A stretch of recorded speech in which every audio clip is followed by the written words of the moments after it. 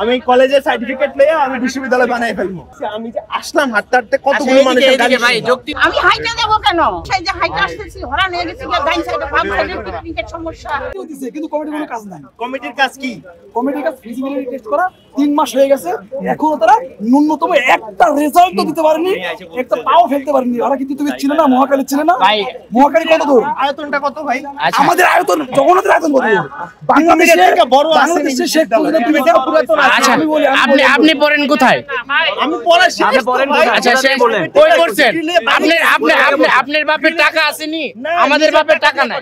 নিজের টাকা দিয়া এখন আমি আপনাকে বলি, এখন এখানে যারা স্টুডেন্ট তারা আছে না কাজে কর্মে ব্যস্ত হয়ে পড়ে, কারণ ওরা কেউ এখনো হলে উঠতে পারেনি।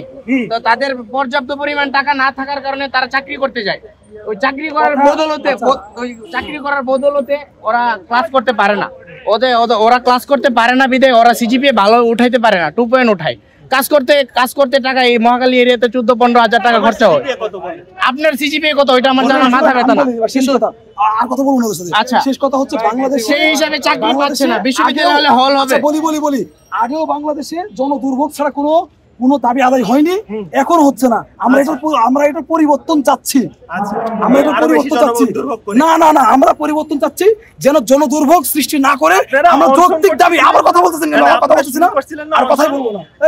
আর কি কথা বলবো? আর কোনো কথা বলবো। আচ্ছা ভাই, যদি দাবি মানে অনশন করে থাকে তাহলে অনশন কি ওইখানে গেলে আপনারা দেখতেছেন না? না অনশন যদি করে তাহলে অনশন কি ভিতরে গেটের ভিতরে করলে মানুষ দেখবে না? এইখান থেকে মহাখালী পর্যন্ত, প্রথমে এখানে, তারপর মহাখালী কতক্ষণ, তারপর আবার এখানে, তারপর আবার মহাখালী কতক্ষণ, ওইখানে রুটের গাড়িও বন্ধ, এখানে রুটের গাড়িও বন্ধ। তো এইভাবে বন্ধ কইরে তারপরে দাবি কেন দেখাইতে হবে? তাদের দাবি যদি তারা মানে যে যৌক্তিক, তাহলে কি তাদের এটুকু ভরসা নাই নিজেদের দাবির প্রতি যে অনশন যদি ভিতরে করে তাহলে সেটা মানুষের নজরে আসবে না?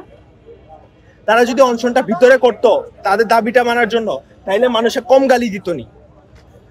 এখন যে আমি গালি দিচ্ছি, আমি যে আসলাম হাঁটতে হাঁটতে কতগুলো মানুষের গালি ভাই যৌক্তিক বললেন, আপনারা মানেননি যৌক্তিক আপনার দাবি। হ্যাঁ দাবি যৌক্তিক। তাহলে আপনাদের দাবিটা যখন ওই গেটের ভিতরে অনশন করলে কি পূরণ হইতো না? আচ্ছা আমি মানি আমার দাবি যৌক্তিক। আমি যদি ঘরের ভিতরে বসে থাকি, সরকার এটা ঘরের ভিতরে, আচ্ছা আমাদের কলেজের গেটের ভিতরে ধরেন বসে থাকি, হ্যাঁ গত 27 বছর ধরে বসেই রয়েছে, এই দাবি মানা হচ্ছে না। কথা কি বুঝছেন? ওই হিসাবে দাবি অবশ্যই জনদুর্ভোগ না হয় কোনো দাবি আদায় হয় না। কোটা আন্দোলন জনদুর্ভোগ ছিল না? এটা কোটা আন্দোলনের সাথে তুলনা করা হইতেছে। এটা তো যৌক্তিক, কোটা আন্দোলনের যৌক্তিক ছিল। এটা যৌক্তিক, এটাও যৌক্তিক। কোন দিক দিয়ে এটা বল? আমি কলেজের সার্টিফিকেট লয়ে আমি বিশ্ববিদ্যালয় বানাই ফেলবো। আমি সুপারের চাকরিতে ঢুকে আমি সিওর পোস্টে বসবো। আচ্ছা এটা যৌক্তিক। আচ্ছা তাহলে জীবনে দেখছেন আন্ডার গ্রাজুয়েট প্রোগ্রাম দিয়ে কলেজ চালু হইতে? দেখছেন? আপনি বলেন বাংলাদেশে দেখছেন কোথাও আন্ডার গ্রাজুয়েট প্রোগ্রাম দিয়ে কলেজ চালু হইতে? জানেন শুধু ভাই বাংলাদেশে। আচ্ছা আমরা ঠিক আপনি উত্তেজিত হয়ে গেছেন বিষয়টা কেন? হবে না এই যে হাতে পায়ের অবস্থা কি দেখতেছো? কোথা থেকে কোন পর্যন্ত আসছিলেন? আমি বলছি আমি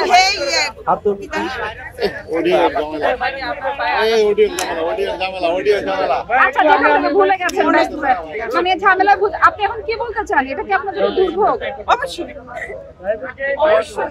না আপনার সমস্যাটা কি হচ্ছে? সমস্যা যে হাইটা আসতেছি হরা নিয়ে গেছি ডাইন সাইডে বাম সাইডে টেকনিকের সমস্যা। ডাইন সাইডের অবস্থা খারাপ, প্রতি মাসে 22,000 টাকা আমার শুনে লাগে।